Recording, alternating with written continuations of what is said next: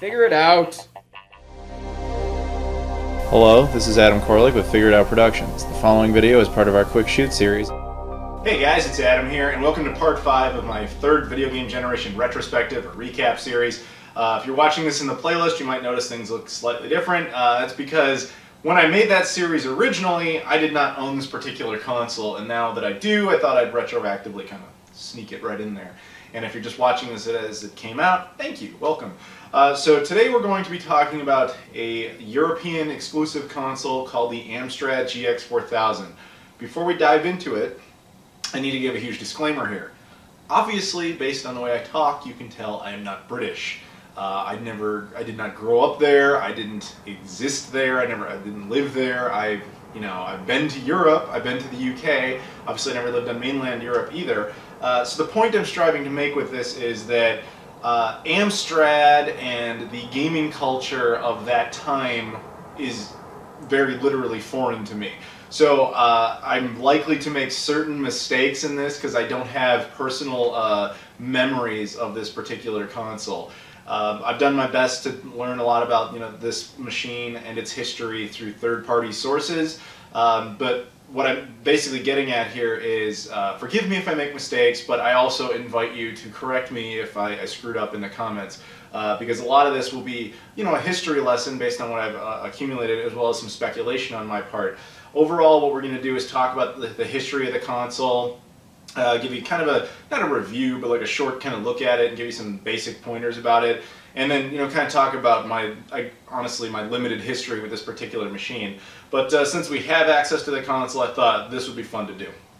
So first up, let's talk about the history of the Amstrad GX4000. Now, Amstrad is a British electronics company.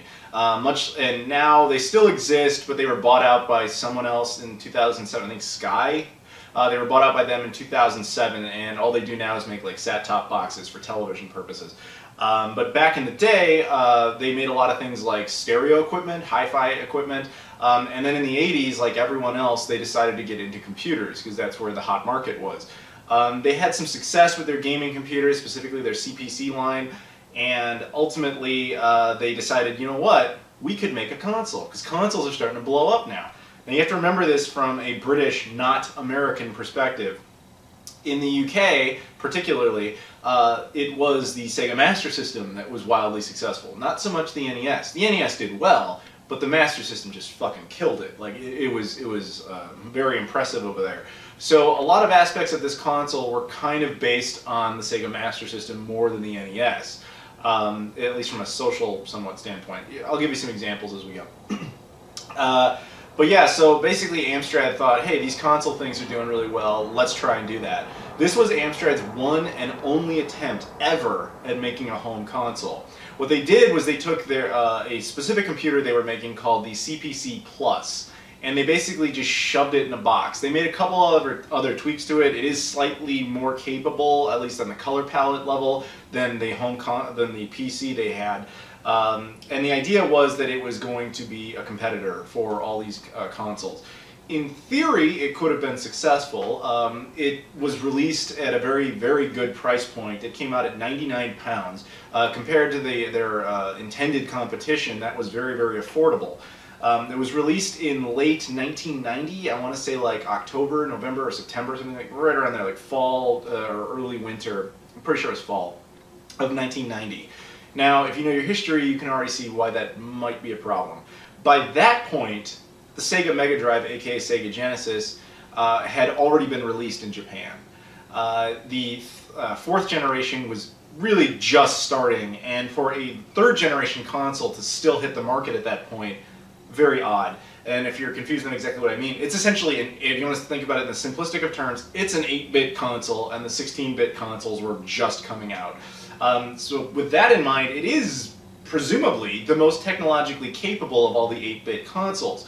So I want to give them kind of I want to speculate on some of what I think they were trying to do, but at the same time, feel free to correct me because I didn't grow up in that environment, so I'm not familiar with their practices or anything. But what I think logically they would have been trying to do is put out this console that was cheaper than all their competition, so that when these other consoles were around, they could, you know, people in the stores, like the parents in particular, could be like, we're not going to buy you that expensive Nintendo or Sega, we're going to get you this cheaper one because they're all the same, right? Because that generation of parents had never played video games. They didn't know the difference. And at the same time, if you have this advanced piece of tech, at least comparable to the same generation, one could argue that Amstrad could have gone to the developers of various NES and Sega Master System games, not Sega or Nintendo directly, but the third-party developers, and been like, hey, you already made that game, it's already done, why don't you consider porting it over to our machine, because our machine's just getting going and it needs games, so you can make more money off a game you already finished. In theory, that could have been part of their plan. I'm also wildly speculating, but it's probably more accurate, that this was just the growing pains of a company that didn't really know how to deal with home consoles. I think they just got into the market a little too late. Had this console come out like a year or two earlier, it might have done very well. Instead, it only sold something around 15,000 units, and was only released in 4 countries: the United Kingdom, France, Spain, and Italy. Of those 4, the one it did the best in was the United Kingdom. So traditionally, if you're going to look for one of these things, that's going to be the version you end up finding. Most of the games, if not all of, actually I think all of the games that came out for this thing were just direct ports from the CPC Plus, maybe with some minor tweaks in them. And as far as I know, Amstrad did not make a single game for their own console. All they did was depend entirely on third-party developers to come up with games. And they didn't really have that many on board, most notably Ocean, I believe US Gold, which ironically I don't think is an American company, and Titus. Those were the biggest names they had, Ocean being the most predominant one. Ended up making up the most games. In the end, it's debatable how many games were ever released for this thing, whether it's 25, 26, or 27. The reason that number is somewhat disputed is some people argue that some of the games don't count because while they were finished and put on cartridges, they weren't actually released, or they were released in such limited quantities that they shouldn't count. I'm not here to speculate on that. But yeah, so I mean, the thing was just kind of doomed. I mean, Amstrad put a lot of money into the marketing. They put like something, I think it was like 20 million pounds into the marketing, which by modern standards would not be much. But when you think about the fact that they were really only trying to focus primarily on the British market, that's not too bad. It's just that, you know, it came out too late, man. It just came out too late. In addition to not having enough software made for it, not enough support, Amstrad not really knowing what they're doing. And yeah, the fact that they just couldn't wrangle up enough developers to really utilize it. On top of that, there was also the internal conflicts that I guess they had, because when you think about it, since all these games already existed on the CPC Plus, there was no real reason to own this thing, because as far as I know, there were no games made specifically for this machine. In the end, I don't think there's any exclusive titles on it. And if you were to say, get the one game I have is Burnin' Rubber, if you were to get this for the CPC Plus, it would have been like, you know, a $5 or £5 game, whereas the cartridges when brand new were like 25, 30 pounds over there. So essentially, you were asking people who already owned one particular platform to rebuy a consoleized version and spend more money for all the same games. It just didn't make sense. In theory, you could have appealed to people who didn't own the CPC Plus, but that didn't work because of, you know, they had the alternatives of the Sega Master System and the Sega Master System and the NES, and right around the corner, at least in the UK, the Sega Megadrive, as well as all the other like obscure ones. The very few people that had an Atari 7800 over there, etc., etc. It never found a place. And yeah, so cool, you know, history, I guess. Just interesting that it exists. One thing that it did that seems to be a common mistake with, no offense to European viewers, but when it comes to consoles, it seems like you are required to release your console in all 3 major markets: Japan, North America, and Europe.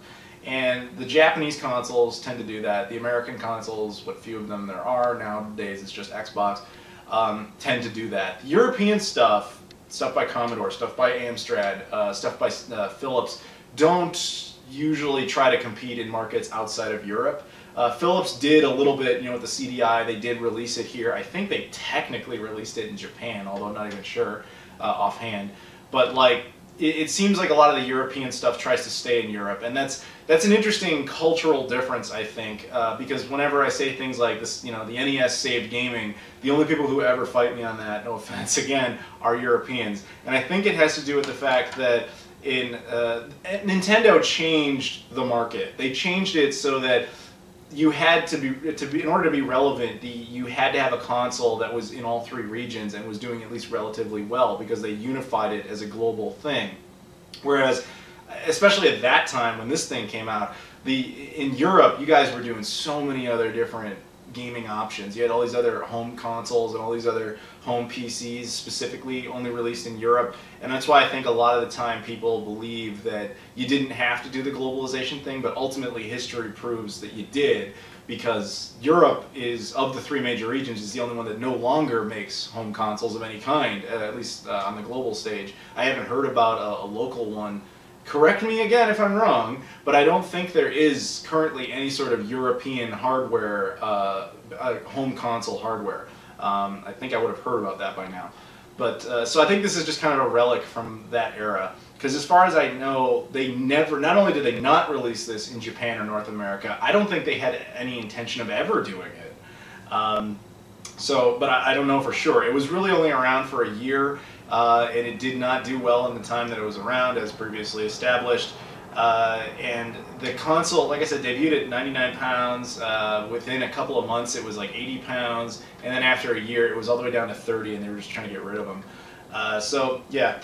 Not a bad-looking machine. Well, it depends on who you ask. Some people think it's hideous, and other people think it was like just a really cool, oddball design.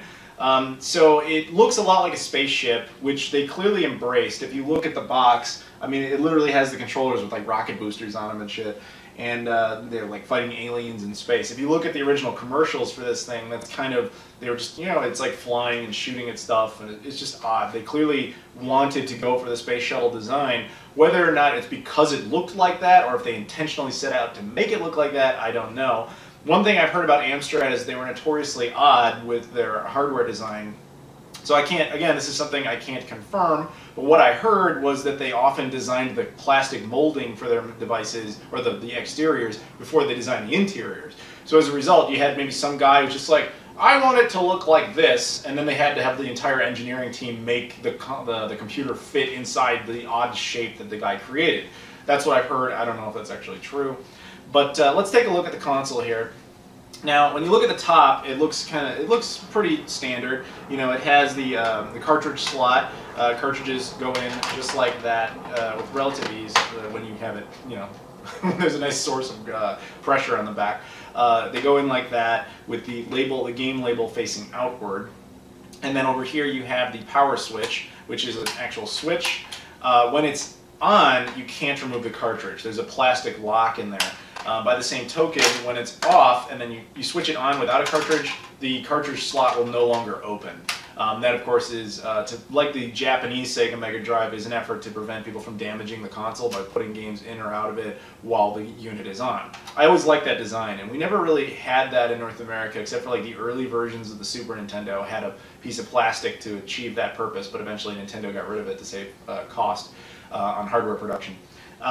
It also has, this is not a reset button, this is actually a pause button, which I think is moronic. Like I said, this thing was more inspired by the Sega Master System culturally than it was the NES. So the Sega Master System, again, just because I like Sega doesn't mean I can't acknowledge when they do stupid shit. They put a pause button on the console as opposed to the controller, and they clearly borrowed that same concept. So I'll talk about the controller in a minute, but I've never understood that. Like, what scenario are you going to be in where you have to pause the game and it's more convenient to get up and walk over to the console and physically press pause as opposed to just hitting it quickly on the controller? I don't get that one. It also has a green LED over here to let you know that the power is on. So yeah, fairly straightforward there. On the front, this is where things start to get complicated. It has a 3.5mm audio jack, which you could use headphones for. However, that's not the intended function. As I mentioned before, Amstrad did a lot of hi-fi stereo equipment, so it's been speculated that one of the purposes of this was actually in an attempt for Amstrad to bundle the console with hi-fi equipment so that you would get better sound out of it. It's very similar to a Sega Genesis or Mega Drive Model 1, where it has the stereo sound port on the front. and the main board only gives you mono. So you can get better sound out of this thing, but only through the front. It has two DIM9 controller ports, which is the controllers it comes with. It's essentially the same as the Sega Genesis or Sega Megadrive controllers. They will fit. I think they'll work too, but I'm not 100% on that one. There's also this middle port, which is an additional, it's an analog port as opposed to the two digital ones. Now the analog port meant that you could use specific or special controllers on this thing for certain games. There were controllers that were compatible from the CPC line, and some games do support them. However, all the games that support them don't fully utilize them. As a result, they don't really matter. Like the analog controller would have been useful for really precise movement in certain, maybe like a flight game or something like that, but all the joysticks and stuff they released for it didn't replicate that properly, and of all the games that kind of supported the controller, none of them actually truly supported it. So if that makes any sense, this port ultimately is kind of useless. And then there's this last one that actually looks like a phone jack, but what it turns out that is actually for the light gun, which I don't have. I've never seen it, obviously, but I don't even know if it was ever released, but if it was, that's where it would go. As you can see, it's kind of controller port overload here. Like, there's just way too many ports on this thing. You would think they could have consolidated this in some way, but since Amstrad was more of a computer company, I mean an electronics company, but their only gaming experience was with computers, I guess they were more tolerant of ports without realizing that console gamers didn't really want that, which kind of goes back to the whole thing of maybe most of that was the growing pains of their first console and not really knowing how to measure what a console market would really want. But on the back, so you have multiple ways to get video out of this thing. You have RF, which is of course the worst. It's fucking terrible. Don't ever use it. But in my case, literally don't use it, because then as an American, I can't. PAL RF is completely different than what we had, so this port might as well not exist at all. I can't do anything with it. But it is there. Next up is one of the strangest things I've ever seen on a console. Much like the pause button, this switch is to mute the console so that the sound stops coming out. Can't figure that one out myself, because again, like the pause button, what are the odds you're in a situation where you need to mute your television and for some reason it's less convenient to just press mute on the remote control, presumably right by you, than it is to get up, reach behind the console while it's on, find a switch, and then flick it. I just don't see that ever being more convenient. But I assume, again, because of Amstrad's ignorance towards home consoles, maybe they thought that people would keep these on their desks like they would, at the time a PC, and therefore it would just be really easy to get to. But in a traditional console setup, that doesn't make any sense. That's just my guess. It also has on board a SCART port. I can't think of any other console that natively has a SCART port on it. I think some iterations of the CDI in Europe did, but aside from that, I think this is the only one. Now, if you're an American or Canadian, you're like, what the hell is what? What's a SCART port? Quick rundown, because I talk about SCART way too often on this channel. SCART is a type of video connection. You plug the cable in here and then you plug it into your television. That's it. That's how you would get the video signal. SCART only existed in Europe. We never had it. So if you're looking at it like it's completely alien, don't feel bad. We didn't have this shit at all. However, now in the modern era, with certain SCARTs to HDMI boxes, I've done videos on them, as well as the FrameMeister, I also did a video on that, you can connect this to those devices and then use that device on your television, so you can actually get video out of this thing, which is nice. You can actually use it. Because as you might have noticed, there's no proprietary cable, so there's no way to like hook some sort of composite device out of it, or S-video or anything like that. You pretty much have RF or you have SCART. And so SCART's the superior option. Unfortunately, this console seems to be locked at composite pass-through. Even though it has SCART, it doesn't use RGB SCART. It just uses just a SCART port and passes through essentially the equivalent of a composite, the yellow one, signal. So the video quality on this thing is not very good, but it's definitely going to be better out of that than it would be out of the RF port. And then moving on, there's this other port here. This one is kind of unique, again, because Amstrad was more into the computers. What you would do with this one is you would plug it into a specific type of Amstrad monitor. And I obviously don't have one of those things, so I have no idea what it looks like. And if it supports RGB, that would be amazing to know, but I don't know, because it certainly doesn't out of the SCART port unless I'm doing something totally wrong. But interestingly, the port on this thing is the same as a Neo Geo AES. And I tried, using a cable on it and trying to fit it in there. It's very similar to like a Sega Genesis Model 1, very, very similar. But the cable I had, when I plugged it in that way, it just went bananas. It didn't show anything properly. So essentially I can't use it. And then it has 2 power supply ports. Even more confusing. The middle one here is to power the console. You got your standard power supply for the device, you plug it in there, and that's how it gets power. However, this one is not for that. This one is actually, apparently on Amstrad monitors, they had basically power cables coming out of them. So what you would do is you would plug the power cable from the monitor into this, and as well as I'm assuming the video cable. That way the monitor would power itself and this device, basically cutting out one of the cables. Neat conceptually, but not really practical ultimately. So when you look at it, you go, that is a lot of ports. Like on the front and on the back, it's just port overload. It's got more ports than a PC, not literally, but in some cases probably literally. Again, that's just something I think they didn't understand because they were so new to console manufacturing. But yeah, I would have told them, like, get rid of a lot of those ports. That's overkill. Cut down on the cost of producing these things, and then maybe go beefier internally. Instead of making essentially a 3rd-gen competitor, you probably should have made a 4th-gen competitor. Then you might have had a shot. Or again, if this thing had come out a couple years earlier, it might have had a shot. But hard to say. Hard to say.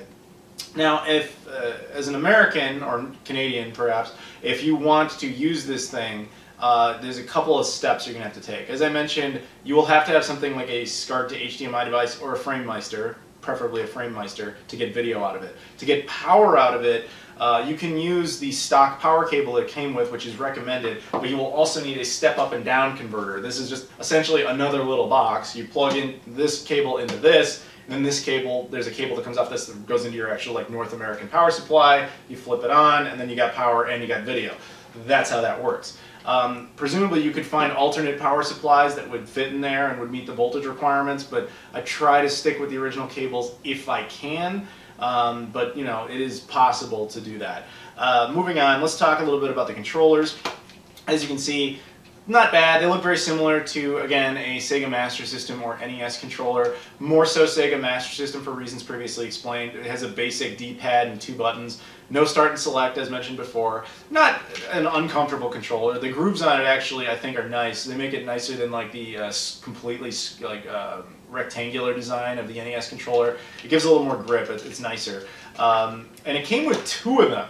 And that wasn't just because like I bought it used or whatever. Like, it's stock. It came with 2 of them. And I'm hard-pressed to remember what the last console was that came with 2 controllers, like natively. I think it might actually be this console. And what I mean by that is, like, when you bought it, day one, it just came with 2 controllers in the box. I'm not talking about it came with 1 and then Best Buy gave you an extra one for buying the console, or like, I know there was an iteration of the original Xbox where Microsoft randomly was giving away 2 controllers with it. I know the Master System did that, the NES did that, obviously the Amstrad GX4000 did that. It's possible the Amstrad GX4000 was the last one to do that, which I guess that would be its one little asterisk in history, is that it also did that, As for games, I literally only have one. As I mentioned before, it's Burnin' Rubber, a decent little racing game, which I'll show some footage of here so you can see that. I don't usually do that in these videos, but since it's the only game I've got, and most people have never even heard of this machine, thought it might be interesting. Another one of the reasons the games are so uncommon is that even during the production run, Amstrad was having problems mass producing the games. They just had like chip shortages and hardware shortages. So even if you actually were one of the people that bought this thing and you were super into it and you actually wanted to go out and get the games, a lot of the time you'd actually have a really hard time finding them. So getting them now especially is really difficult. However, they are available online, but they're rather expensive. Fortunately, because this thing is CPC hardware basically, it gives people a lot of access to homebrew capabilities on it, which means there are already flash cards in development for this thing. They're still in their infancy, but there do exist flash cards that take SD cards, so you could actually have all the ROMs of it and play it on that, kind of like an EverDrive. Thinking about doing that one day, whenever the hell that becomes more possible. And yeah, so I guess at this point, the only thing left to discuss is kind of my history with this thing. As obviously stated before, I'm an American, so I never heard of this thing growing up, never saw one, had no idea this thing ever existed. Obviously never heard of Amstrad before in my life. And a few years ago, probably like 5 years ago, a YouTuber named MN12Bird, who was a huge inspiration for my channel. What's up, Jake? I know you watch from time to time. So if you're there, dude, comment, please. He got one of these in one of his YouTube videos, and I saw the video and I was like, what the hell is that thing? So I watched this whole thing and got kind of fascinated with it because I was starting to learn more about, you know, other consoles that had come out in parts of the world and stuff like that. So this one just kind of struck a chord. I just found it fascinating that it ever existed, and I had never heard of it before. But I made no effort to get one because, as he pointed out in his video, you know, unless he had no real way to use it. Like, he had no power supply, he had no video cables for it. Now I have the infrastructure for that. You know, I've had a step-down converter for years. I've had the ability to use SCART to HDMI for years. Now I have a FrameMeister, so I can do it even better. So I had the infrastructure, so no longer was there any real reason I shouldn't get one. But for all those years, I never bothered. In 2014, I went to the United Kingdom. And it was always kind of in the back of my mind at that point, because at that point I had the ability to do it. I just had to find one. And I was hanging out with my buddy Ben, aka Shen Muso. What's up, dude? We were wandering around at all these game stores, right? And I never saw it anywhere. Never saw any games for it, never saw anything. And I think it was like on our second to last day there, or my second to last day there, that I saw one at a store called Gotham Games. It was in the box, and I was just like, holy crap, the Amstrad GX-4000. I think it was 40 pounds, boxed complete. That includes tax, because in the UK, my fellow Americans, and I guess Canadians, if you guys don't know this, the rest of the world, well, not maybe the entire rest of the world, but most of the world, pre-builds tax into their asking price. That way, whatever it says is what you pay. And to Europeans, if you've never been to North America, we don't do that. If it says $9.99 on it, it's not really $9.99, it's $9.99 plus whatever the local tax is. Fun fact for everybody, we all learn about each other. So in that case, it would have been with tax pre-included. So I thought, oh, I'd really like to get that, but then I thought about the logistics of it. You know, at that point, my suitcase was like completely full, and it, you know, it's a big boxed console. Like, how was I going to get it home? So I talked myself out of it. And I kind of regretted it, but at the end I was like, man, I mean, what was I going to do? You know, I had no way to get it back. Now this year, 2016, again, if you're watching this the year this video came out, in summer of 2016, I went back to the UK. Again, hung out with my buddy Ben, and we went to all these game stores. Again, in perfect tradition with us, apparently. On the last, or second to last day I was there, we once again went to Gotham Games. And they still had it. They still had it in the box. And I was like, fuck, am I really in this situation where they actually still have that console that I wanted to get? This 40 pounds is not unreasonable for this thing in the box. They're not super common, but they're not that impossible to find either. The consoles are usually decently capable of being found. It's the games that really get you, just because of how few there were of each game and how many people want to get them, etc. But the consoles are usually kind of cheap. Largely it's speculated that someone found a surplus of them a few years ago and started flooding the market. I don't know how that would have happened exactly, but supposedly that's part of the reason. But yeah, so I thought it would be really cool to get one. And now here I am in a situation where it's right there in front of me. It's like 40 pounds. And as an American, that's going to be an amazing deal for me because, you know, shipping it would cost more than that. And, you know, at that point, Brexit had just happened. Sorry, guys, in the UK. But, yeah, Brexit had just happened, and so therefore the pound had sunk, like, massively. So the value in the dollar was much better. So it was actually much cheaper than it was ever realistically going to be for me to get one. And so my buddy Ben was kind of heckling me and saying, like, hey, you should just get it. Because I kept doing that to him everywhere we went. I was just like, you should get that because you like it. Just buy it. Don't even think about it. So he was doing that to me to get some revenge on me. And eventually it worked. I bought the thing, and I wasn't really thinking about the logistics of how I would get it home. I was like, fuck it, I'll deal with that later. Not realizing, of course, like, you know, I'm leaving the next day, so I have to figure this out really damn quick. So what we ended up doing is we went to a charity shop, which is like a little thrift store, and we bought like a really cheap suitcase, like a 1-pound suitcase, and I put it in there along with some other games I had bought, and I basically just had an extra suitcase for the plane. It worked out perfectly. Got it home, no problems. The whole thing works beautifully. But yeah, that's the extent of it. I mean, I played Burnin' Rubber for as much as I could, but you know, like I don't have any other games for it. I've never played anything else on it because I don't have anything. I've heard that like Robocop 2, there's a Robocop 2 game on there supposedly really good, and there's a Batman game that's supposedly really good. But you know, I wouldn't know because again, all I got is Burnin' Rubber. Because everywhere I went, man, I looked for, even before I had the console, I was just looking out of curiosity at every store we went to for Amstrad GX4000 stuff. Nobody had it. Nobody had it. Only Gotham games had this, and it was all prepackaged as one thing. They didn't have any extra games or anything.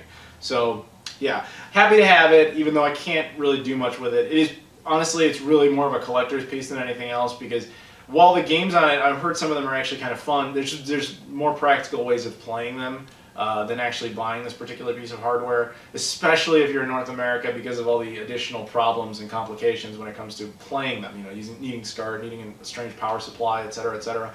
But if you are a collector, it's a nice, cheap piece of hardware to actually pick up, and unique because it was the only console Amstrad ever made. But yeah, that's it, guys. Thank you very much for watching this video, and hopefully the whole series, again, if you're watching this in the playlist. Again, feel free to correct me on some of this stuff if you're British and you know, like, you know, backwards and forwards what all of Amstrad's history was and what mistakes I might have made, my speculation, which I admit, a lot of it was speculation. But yeah, feel free to do that. Thank you guys for watching. I will see you all later.